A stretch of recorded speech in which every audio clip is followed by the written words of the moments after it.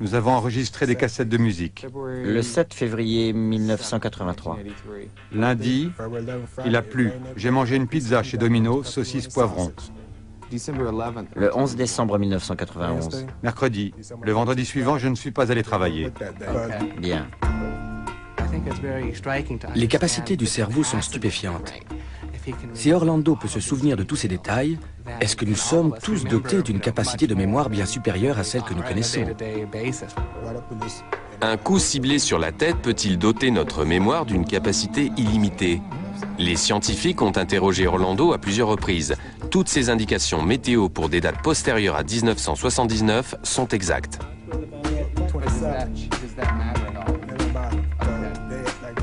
Le 13 octobre, un samedi, temps couvert. J'avais une capuche qui était noire derrière. Il y avait des nuages et une fille que je connais a traversé la rue pour aller à la supérette. Elle portait des tennis blanches, des sockets blanches, un blue jean et une espèce de pullover jaune. Le 13 octobre, un samedi de 8h à 4h, il y avait Run DMC, Curtis Blow et les Fat Boys en concert au Colisée.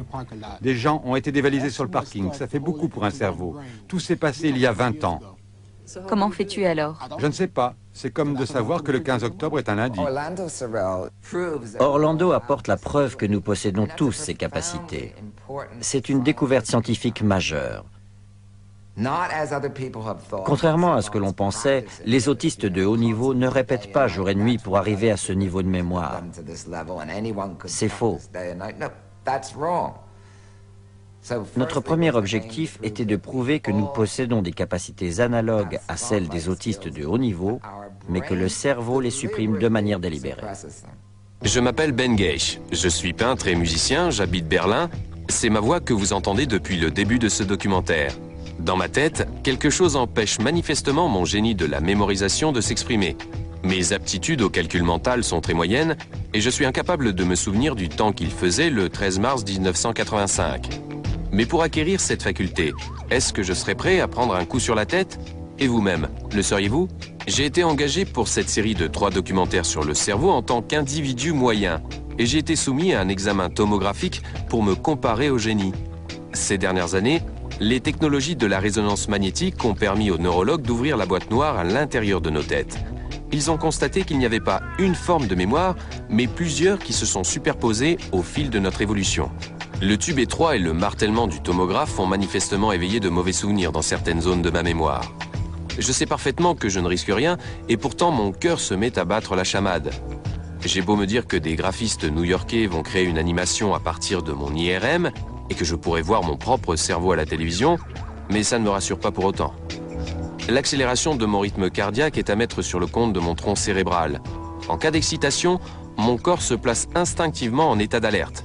Seul le cortex et son infinité de plis et de circonvolutions sait si cet état d'alerte est justifié. Le cortex est le laboratoire de la pensée. Chez l'homme, il est donc d'une grandeur disproportionnelle et contient un nombre incroyable de neurones. Si je devais compter toutes les connexions entre ces neurones au rythme de 1 par seconde, cela me prendrait 32 millions d'années.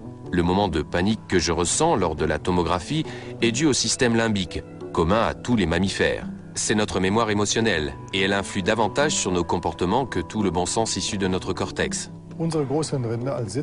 Le cortex est le siège de la mémoire consciente. Il contient un demi-trillion de points de contact appelés synapses. Nous savons que nos souvenirs se trouvent sous forme codée dans ces connexions synaptiques. C'est le support de la mémoire.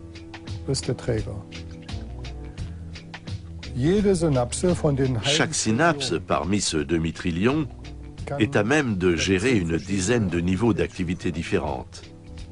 Par conséquent, si on multiplie un demi-trillion par 10, on se rend compte qu'en théorie, avec ça, on peut tout stocker, même l'intégralité des molécules contenues dans l'univers. En principe, notre capacité de mémorisation est donc totalement illimitée. Nous enregistrons tous les événements de notre existence, mais nous n'y avons pas forcément accès. À moins qu'il n'ait été associé à une émotion ou à un événement exceptionnel. Notre 70e anniversaire ou nos 25 ans de mariage. Ces souvenirs sont enregistrés parce que nous les marquons. Kim Peek mérite pleinement son surnom de Kimputer, car Kim enregistre tout, sans distinction et avec la même précision qu'un ordinateur. Le vrai Rainman connaît les calendriers des 2000 années passées, tous les préfixes téléphoniques et toutes les autoroutes des États-Unis, d'innombrables données historiques et toutes les mélodies qu'il a entendues. Mais Kim est incapable de se faire un œuf sur le plat ou de s'habiller tout seul. Il ne passera jamais son permis de conduire et il n'aura jamais de petit ami, car cela surpasse les capacités de son cerveau. À 50 ans passés, Kim vit toujours à Salt Lake City chez Fran, son père, qui l'habille tous les matins, lui brosse les dents et l'accompagne à la bibliothèque municipale. Jusqu'à présent, Kim a lu plus de 12 000 livres dont il n'a pas oublié un seul mot. Il ne les a pas appris par cœur, il s'est contenté de les lire une seule fois. Le disque dur de sa mémoire a tout enregistré.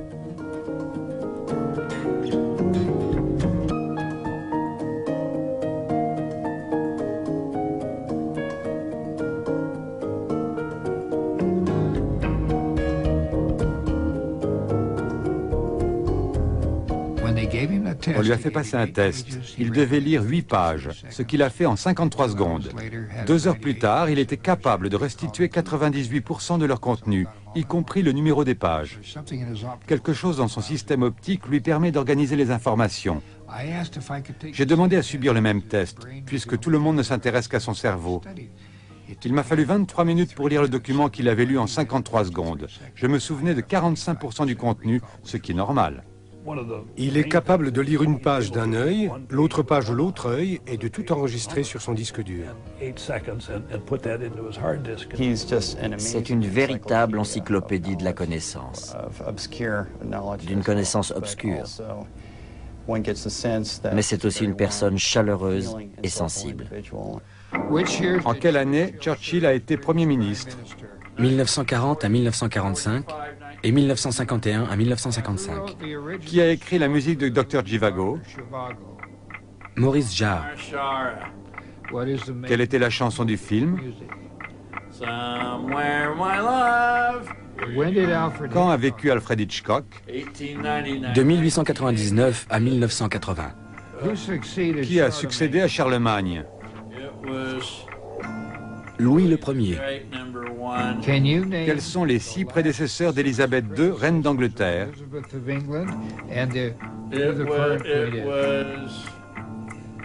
George VI, Édouard VIII, George V, Édouard VII, Victoria, Guillaume, William IV.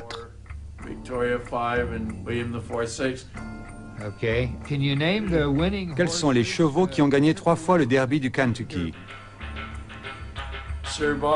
Sir Barton, Gallant Fox, Omaha, War Admiral, Warlaway, Count Fleet. Quelle est la longueur de l'Amazone? 6000 km. Quand a vécu Alexandre le Grand? De 356 à 323 avant Jésus-Christ. Quand les Beatles sont-ils entrés dans le hit parade américain? En février 1964. Avec quelle chanson? Tous les autistes de haut niveau ont une mémoire remarquable, mais celle de Kim est exceptionnelle. J'ai consulté toutes les études menées depuis 145 ans et je n'ai pas trouvé d'autre cas comparable. Si on plaçait Kim Peek au carrefour de la place de Potsdam, ici à Berlin, il serait totalement désemparé. Mon cerveau, en revanche, exécute parfaitement les processus qu'il a appris. Il choisit et il oublie. En une fraction de seconde, j'évite des gens que je vois à peine. J'évalue la vitesse de déplacement d'une voiture sans vraiment la regarder. Mon cerveau a appris à faire des moyennes. Mes amis s'habillent différemment tous les jours, et pourtant, je les reconnais instantanément, même au milieu d'une foule compacte. Mon cerveau possède des systèmes de filtres inconscients qui n'organisent pas seulement ce que je vois, mais aussi ce dont je me souviens. Le cortex enregistre l'intégralité de tout ce que je perçois et ce que je peux restituer par la parole. Mais peu de temps après, je n'ai plus accès qu'à une fraction infime de ces données. L'explication de ce phénomène n'a pas encore été établie définitivement. On sait en revanche que le système limbique contient 2 circuits neuronaux, l'hippocampe et le complexe amygdalien. Ce sont eux qui me donnent la stimulation émotionnelle qui va faire que j'oublie l'année de naissance de Molière, ou le principe de la règle de 3, mais que je me souviens d'une couleur ou d'un voyage en classe de mer. La somme de mes souvenirs détermine en partie ce que je vois. Voilà pourquoi chacun d'entre nous voit un monde différent, même quand nous sommes sur le même escalator. Pour fonctionner dans ce monde complexe, nous possédons dans nos têtes des modèles de ce que nous avons déjà vu, ce que j'appelle des grilles référentielles. Nous voyons le monde à travers ces grilles référentielles et cela nous simplifie la vie. Quand l'environnement se modifie un peu, c'est sans importance. Nous ne le remarquons pas, nous projetons nos anticipations. Je prétends que les autistes de haut niveau ne possèdent pas ces grilles référentielles. Ils perçoivent le monde tel qu'il est vraiment, différent chaque jour. En Californie, des chercheurs de la NASA étudient à présent les circuits neuronaux de Kim Peek. Pour ce projet, la NASA a permis de combiner toute une batterie de nouveaux tests de haute technologie. C'est une première. Ces mêmes techniques serviront à organiser l'assistance médicale des spationautes de demain. Pour Fran, le père de Kim, l'intérêt des scientifiques pour son fils était relativement imprévisible. En effet, il a fallu longtemps pour que Kim ne soit plus considéré comme un handicapé et que ses facultés hors du commun soient prises en considération.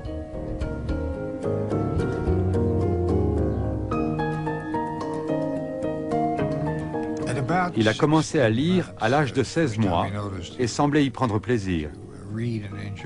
Mais 9 mois après sa naissance, nous l'avions fait examiner par un médecin qui nous a déclaré qu'il souffrait d'un handicap mental grave, qu'il ne serait jamais capable d'apprendre quoi que ce soit, qu'il ne pourrait jamais marcher et qu'il valait mieux le confier à un centre spécialisé et l'oublier.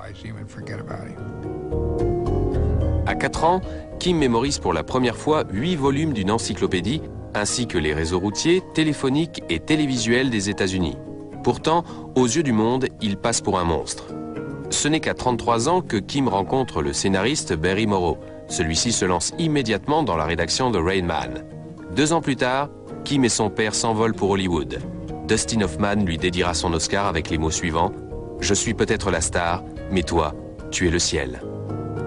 Grâce au succès de Rain Man, Kim s'est peu à peu départi de sa timidité et semble avoir pris goût à son nouveau rôle de prodige et d'amuseur. Lors de conférences, de visites dans les écoles ou de séminaires de recherche, il répond inlassablement à des milliers de questions. Au bout de quelques minutes, les étudiantes de ce cours d'histoire sont sous le charme.